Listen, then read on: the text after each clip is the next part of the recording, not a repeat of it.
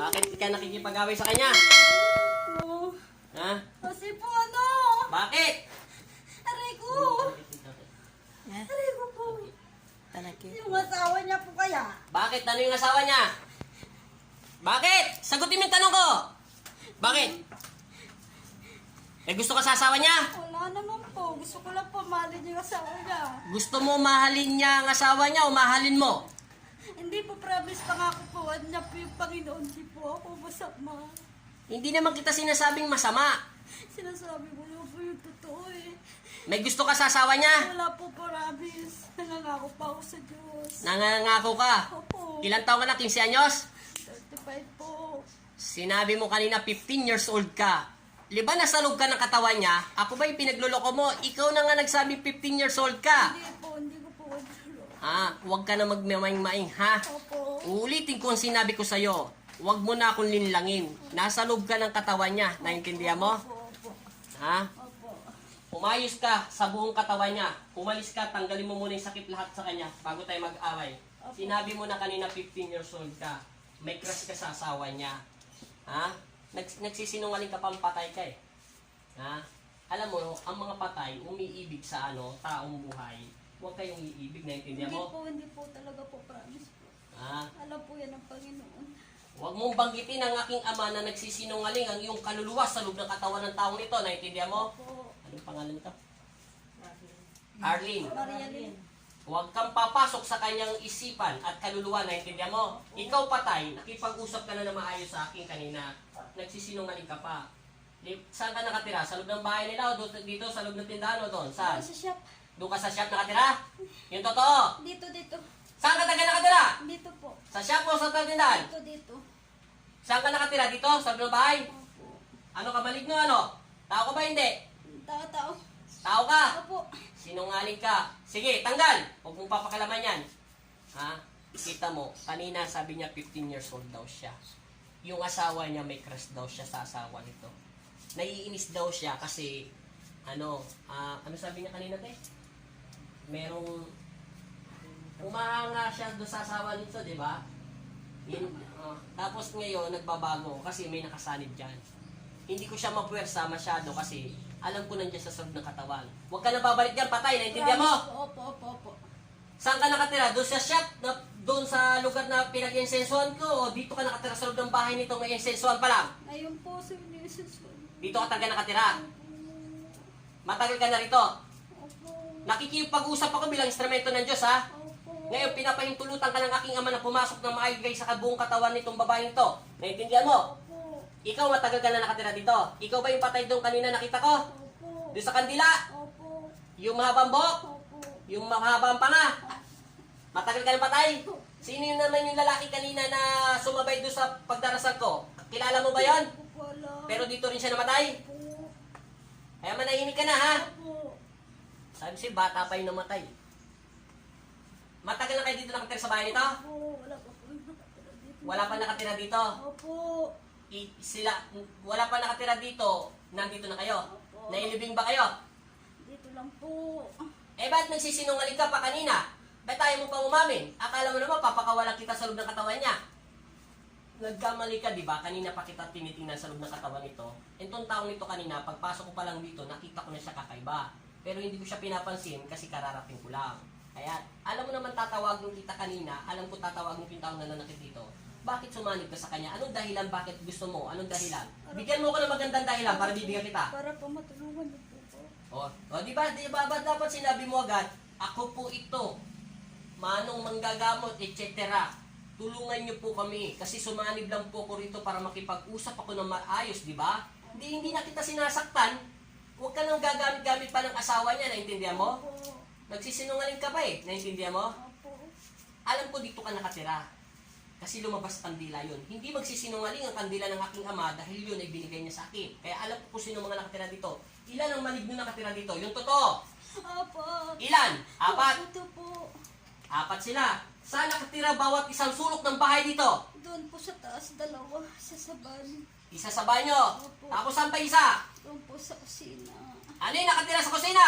Yung pong puting white lady. Sabi ko sa'yo eh. May white lady dito, puti. Labot ko. Maayos ha? Opo. sa mga patay dito, makikikunik ako sa kanya at makikikunik rin ako sa buong katawan mo. Sabihin mo sa kanila, magsilayas na sila rito. Lalasunin ko sila, naintindihan mo? Opo. Mamayang alas 3, uubusin ko at lalahin nila, naintindihan mo? Opo. Yung kandilang nakabaon dito at ang tinirik ng Panginoon sa Kristo, yun ang tanglaw ng mga patay. Opo. Ikaw, sumalangit na warin ang iyong kaluluwa. Naintindihan mo? Opo. Napakasimple lang yung dapat ang ginawa mo. Sumanib lang po ako dito para dasalan nyo. Di ba? Hindi kita inaway, kinakausap lang kita sa Espiritu ng Panginoon sa Kristo. Naintindihan mo? Opo. Kasi hindi ko sinabi sa lahat ng taong dito kung ilan nakatira. Kung may sasaniban, alam ko kung ilan silang peraso.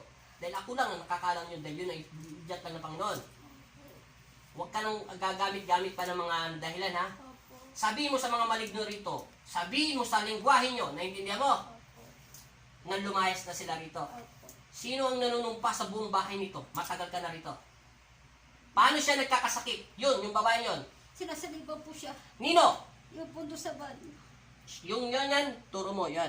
Yung nanay mo, yung may-ari nito, Opo. sinasaniban siya. Opo. Eh, yung nanay naman nila, yung nanay niya. Anong sumasanib doon? Ano din po. Itong bahay, may nakasaklob ba na maitim mo? Wala. Sagutin mo. Meron po, meron. Sino? Yung pong sa van. Siguraduhin mo lang, ha? Opo, opo. Lahat yan malalaman ko mamaya. Paano namatay ang kanilang kapatid? Sinong pumatay? Sagutin mo yung tanong ko. Hindi ko po. Wala ka naman alam doon. Sige, tanggal lahat, ubos. Handa mo to ng tubig. Wala na po. Wala na po. Huwag ka na makikialam sa katawan niya, ha? Opo, opo. Naintindihan mo? Opo. Apat kayo nakatira dito. 15 years old ka lang. Nagsabi ka na ng edad mo, di ba? Alam mo ba yung pinamatayan mo? Ha? Matagal ka nang patay. Sino yung lalaki kanina ang ipinakita ng Panginoon? Paikot-ikot lang dito? Opo. Saan siya ba laging tumatambay sa loob ng bahay dito? Sa taas? May gusto ba siya dito sa mga anak nila? Tinitingnan niya lang. Nababatay na po. Mabait po siya. Mabait po pati. Sige, mabait kayo. Ito lang yung nasa siyang nakita ko. Sige, pag nagkamali ka, meron pa ipinakita ang Panginoon doon na hindi ko sinabi sa may-ari ng bahay nito. Di ba, tatong may nakatira doon? Gaano siya kalaki talaga? Kasi laki lang po tayo natin. Tama. Di ba, sinabi ko kanina, maliit lang siya kasi laki lang siya ng bote ng asin, di ba, yung pagpasok ko?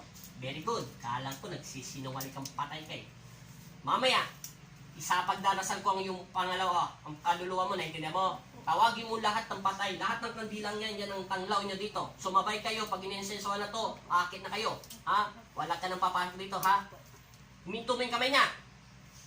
Sa ngalan ng Ama, ng Anak at Espiritu Santo, masamang espiritu o anumang kaluluwa na sumanib sa loob ng katawan nito at ligaw na kaluluwa, lumayas ka sa katawan ng taong ito sa pangalan ng aking Ama na si Jesucristo at sa ngalan ng Poong Jesus Nazareno. Lumayas kayo, siya'y nawa. Amen.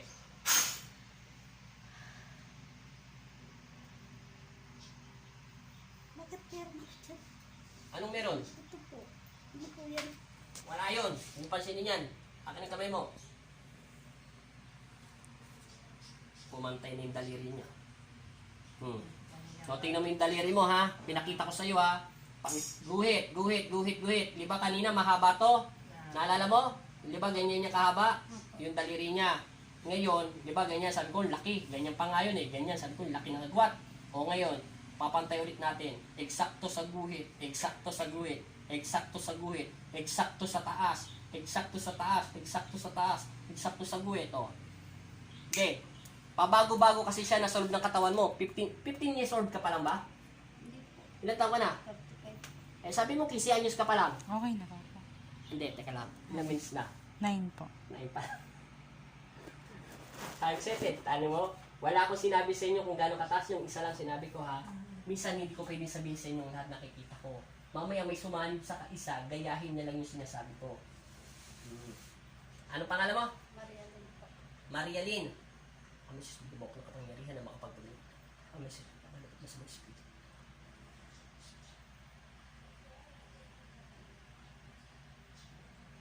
Inom, kalating tubig. Ganito lang. Hop. Akin na yung kamay mo. Yung nakita mo sa taas ng kuya. Ano itong isa mong kamay. Ayos. Pikit ng mata. Concentrate. Panginoong Jesus. Gaya. Panginoong Jesus, Amang Nazareno. Ama Nazareno, Ako po sino ako po si Marian Cabagsar, ay nananalig ay nananalig, at sumasampalataya. sumasampalataya, Patawarin mo ako patawarin sa mo ako isip, sa isip, sa salita, at sa gawa.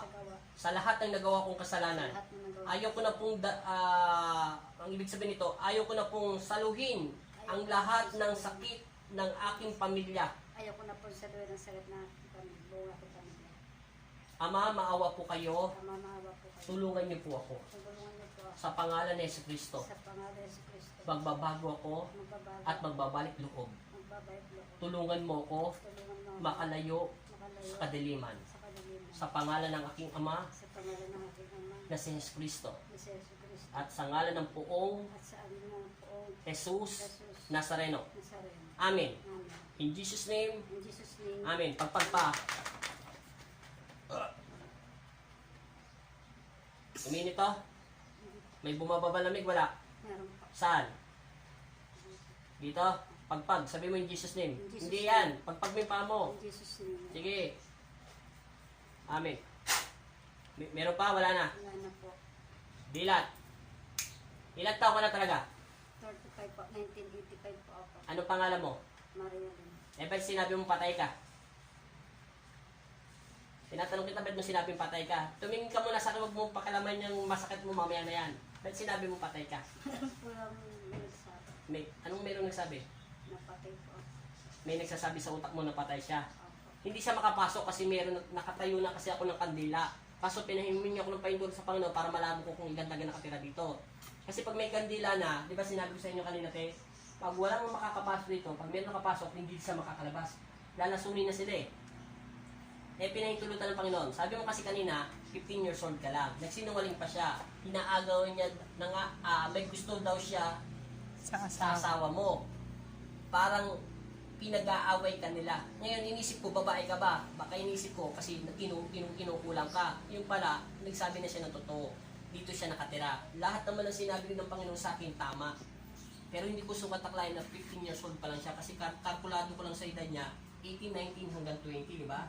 Kasi, Sabi mo kanina mga 18 oh, bata pa. bata pa yung patay. Sabi ko 18, kaso 15 years old pa lang pala siya. Hindi, pasok pa rin ako dahil 3 lang agwat. Oh. Tama lahat ang sinabi ng una ng Diyos dito pagpasok sa bahay nito kung ilan ang patay, ilan nakatira. Very good. Totoo siya yung patay. Naghahanap lang siya ng dasal. Sumanib daw siya dito para manghingi ng tulong at dasal. Kaya siya hindi nakakalakad masyado, sinasaniban siya nakatira sa CR. Very good din ang sinabi mo. Sinabi ko lang yung kanina sa inyo, naalala mo yung sinabi ko? Kasi laki lang siya nito, di ba? Pero sinabi mo yung totoo, gano'n siya laki. Di ba? Kasi laki ng tao. O tama yun.